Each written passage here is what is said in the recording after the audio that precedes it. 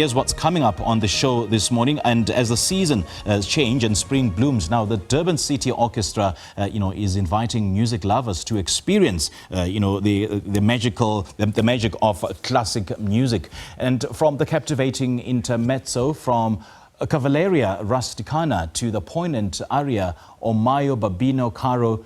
This concert promises to transport audiences to a world of elegance and beauty. Their upcoming classical spring concert promises an unforgettable afternoon of timeless masterpieces. And joining us this morning is Charl van der Merwe, musical director and conductor of the Durban City Orchestra since 2021. He's also the co-principal bassoon for the KwaZulu-Natal Philharmonic Orchestra. He's here to share the inspiration behind this magnificent spring-inspired program. Charl, a very good morning to you. Thanks for joining us. Welcome to Morning Live. Good morning, Mr. Dlamini, and to all the Morning Live viewers.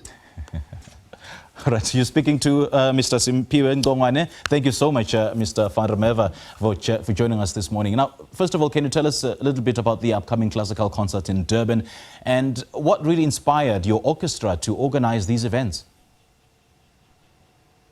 So the Durban City Orchestra is based in KZN, and we actually have two concerts coming up. Today at 3:30 in Musgrave at St. Thomas, and next week in Durban North at the Bowling Club, the 13th of October at 3 o'clock. The Durban City Orchestra plays 4 different concerts a season, and this being the spring season, we invite young and old to please come and join us. And your orchestra, I understand, aims to promote classical music within the Durban community. So what role do you think these concerts will play in achieving this goal? Well, since moving to Durban from Cape Town 4 or 5 years ago, I noticed that we only have an elderly audience. So we would like to invite young and old to come and join us, be part of the experience, be part of listening and being able to see an orchestra live. So we, as the Durban City Orchestra, we'd just like to invite people to come and experience something that they've never experienced before. To see an orchestra live, nowadays, you can just, of a click of a button, you can listen to anything. You can listen to things on the radio. Yes. But when it comes to seeing the visuals of actually seeing an orchestra, hearing and seeing the violins being bowed or listening to the timpani being rolling, this is an experience like no other. And the repertoire for this concert is carefully curated. So what can audiences expect to experience during the performances? Just take us through, all the experiences that we will likely enjoy. So firstly, I also need to thank the Mzansi National Philharmonic Orchestra. Without their grant and without their sponsorship, the orchestra would have closed down, post-COVID. So many people are struggling financially, and they came on board and gave us the funding to actually stay alive. So we would just like to thank the Mzansi National Philharmonic Orchestra for giving us this opportunity.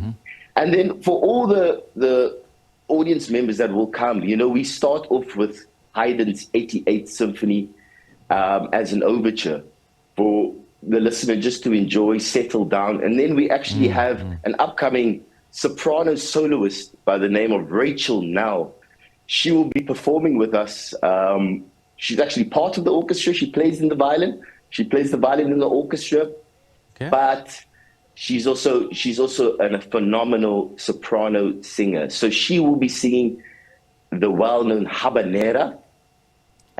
She's actually been accepted to also study music, Bima's opera in Cape Town at UCT next year. So we're really looking forward to see what happens.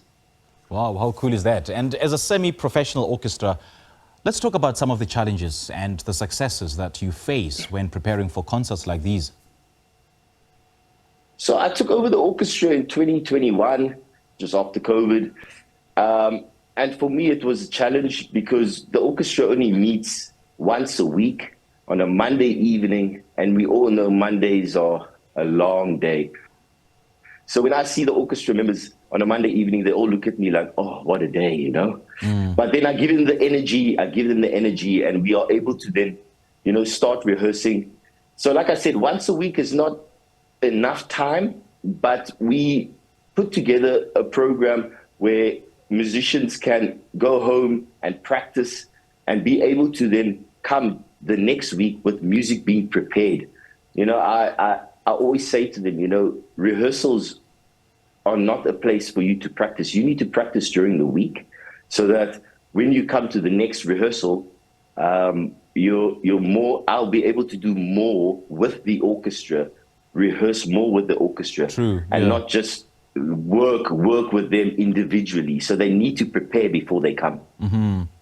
So who is this concert aimed at? Like, in short, who's likely to enjoy this concert? And who should attend this concert? And what do you hope the audience will take away from this musical experience?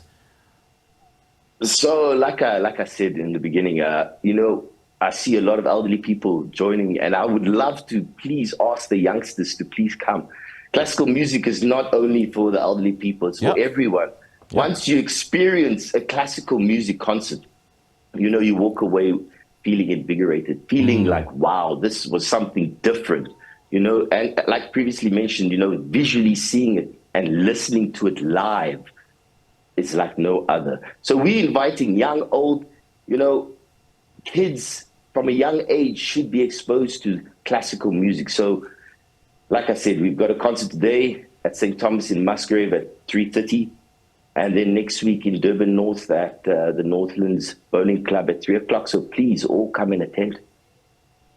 So what's up your sleeve in terms of, you know, organizing some more concerts, some more activities that are aimed at, you know, entertaining people, especially in the classical space?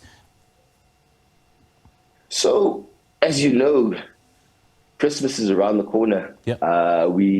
You go to the malls and there's already decorations happening.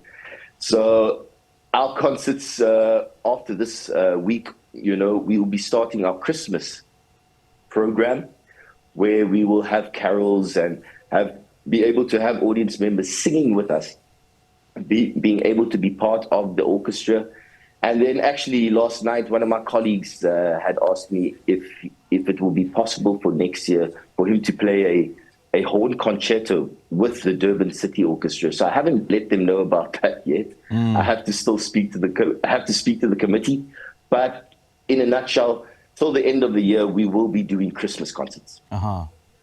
So what have you observed in terms of more younger people embracing classical music as a pastime? So, you know, I'm also a teacher. So I teach classical music to young kids. I also play the piano. And what I always notice is that at the young age, it's so easy for you to nurture the person into actually playing something that they can actually take away. After matric, you know, you can go and do whatever you'd like to go and do. But having the classical music tuition brings something else out in your brain. So as a classical musician myself, you know, been playing the last 15 years in professional orchestras, I can really say that classical music for young kids is essential. All right, Charl, lovely chatting to you. Thank you so much for joining us. How do you get the tickets? Please share those details just briefly. So Instagram, please contact us on Instagram, Facebook, and Quicket. You can buy tickets off Quicket. And then obviously we will have tickets being sold at the door.